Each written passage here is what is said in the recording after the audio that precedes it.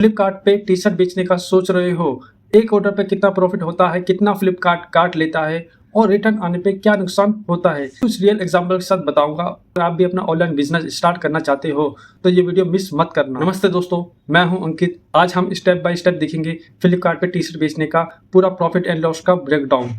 आपको समझ आएगा इस वीडियो में कौन सा कॉस्ट कंट्रोल करने की जरूरत होती है, क्या होना चाहिए सेलिंग प्राइस, रिटर्न आए तो क्या क्या चार्जेस लगता है।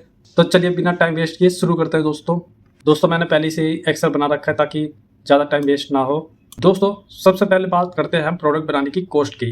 टी शर्ट बनाने का खर्चा जैसे कि 250 का है, जिसमें जैसे फैब्रिक, स्टिचिंग, इसमें प्रिंटिंग सब आ रहा है। जैसे कि ठीक है 250 टी शर्ट हम मान लेते हैं, आप चाहे प्लेन टी शर्ट भी सेल कर सकते हो तो 250 लास्ट। ठीक है, उसके बाद आती है पैकेजिंग।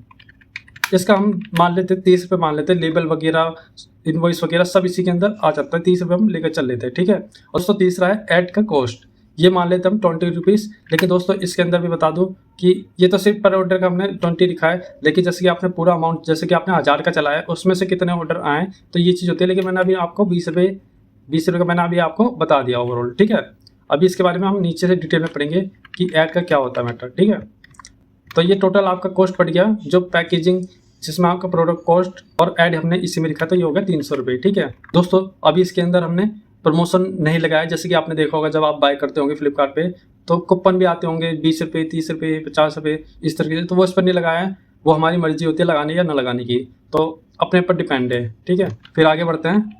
प्रोडक्ट सेल प्राइस जो फ्लिपकार्ट पे कस्टमर को बेचा जाएगा, तो ये हम बेच रहे हैं 499 की। दोस्तों इस चीज़ का भी मैं आपको अभी आगे नीचे अच्छे से समझाऊंगा प्राइस क्या रखना चाहिए। दोस्तों अभी ये मैं आपको एग्जांपल बता रहा हूँ और फिर मैं नीचे बताऊंगा कि एग्जैक्ट प्राइस क्या होना चाहिए फ्लिपकार्ट पर बेचने का। आपको बहुत मजा आएगा सुन के, वही स्ट्रेटजी आप रखोगे मुझे पता है, तो वीडियो को एंड तक जरूर देखना दोस्तों फ्लिपकार्ट सेलर कुछ प्लेटफॉर्म फीस भी लेता है। फिक्स्ड फीस है 69 रुपये लिए हैं इसने जैसे अभी, जिसमें कमीशन है, सिस्टम सपोर्ट सब आता है इसके अंदर। पहले अलग अलग ब्रेकडाउन करके दिखाता था, लेकिन अब ये दिखाता नहीं है, तो अब ये फिक्स्ड फीस में ही रख देते हैं। दोस्तों फॉरवर्ड शिपिंग चार्ज इसमें जैसे 16 रुपये लिया है, ये प्रोडक्ट कस्टमर तक भेजने का चार्ज है। ठीक है दोस्तों, रिवर्स शिपिंग चार्ज सिर्फ रिटर्न आने पर लगता है, इसमें अभी इंक्लूड नहीं किया गया है मैंने। अगर जैसे इंक्लूड करेंगे हम, जैसे लास्ट में दिखाएंगे अभी आपको। अभी हमने आपको फिक्स चार्ज दिखाया है जो 69 पे दिखाया है, जैसे कि ये आपका लगेगा ही लगेगा। ठीक है, और ये फॉरवर्ड शिपिंग चार्ज भी लगेगा 16 रुपये, तो ये टोटल हो रहा है आपका 85 रुपये। ठीक है, तो आगे बढ़ते हैं अभी हम। ये दोस्तों जीएसटी है, मार्केट प्लेस के जितने भी होते हैं जैसे फिक्स्ड फीस है या फॉरवर्ड शिपिंग चार्ज है या रिवर्स जब रिटर्न आएगा तो उन पर जीएसटी लगती है 18% जैसे इस पर लगा हुआ है। तो अब आगे देखते हैं दोस्तों आपका टोटल कॉस्ट कितना हुआ 385 और प्रोडक्ट सेल प्राइस है 499।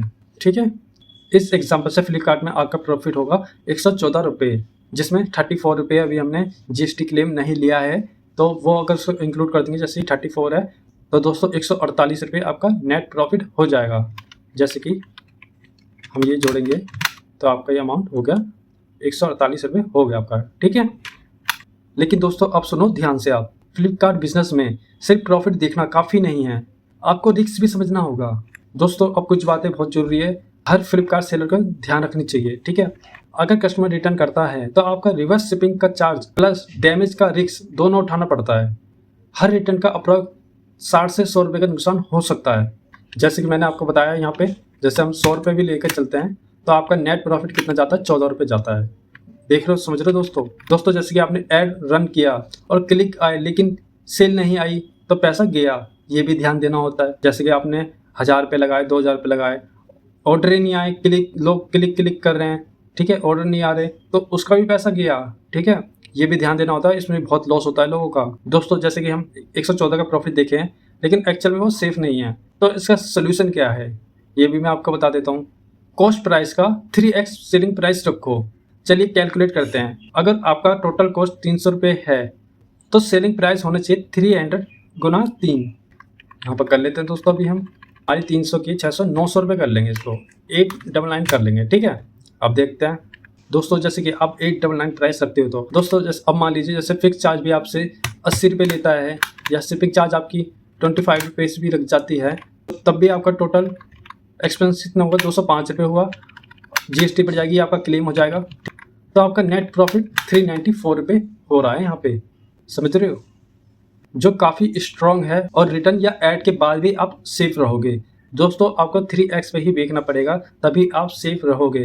कम से कम प्रॉफिट मार्जिन भी आपका 45% 50% रहेगा ही रहेगा। समझ रहे हो आप? क्योंकि मैं भी जहाँ काम करता हूँ, जैसे कि आपने देखे होंगे मेरे वेयर हाउस की वीडियो, तो उसके अंदर में यही स्ट्रेटजी चलती है, तभी आप प्रॉफिट में रह सकते हो। दोस्तों बहुत ज़्यादा नुकसान होता है ऐड चलाने में और जो रिटर्न आते हैं उसकी वजह से आपको 3x पे ही सेलिंग करनी पड़ेगी। दोस्तों कब का जैसे फ्लिपकार्ट पे प्रमोशन वगैरह भी लगाने पड़ जाते हैं, जब सेल सीजन होता है तो थोड़ा अमाउंट वहाँ पर भी कम होता है, इसलिए इस अमाउंट पर बेचोगे तो भी आपका फ़ायदा होगा। जैसे कि मैंने आपको ऊपर दिखाया है 499, इस आप जितना कम अमाउंट रखोगे तो उतना ही आपका लॉस होने के चांसेस है।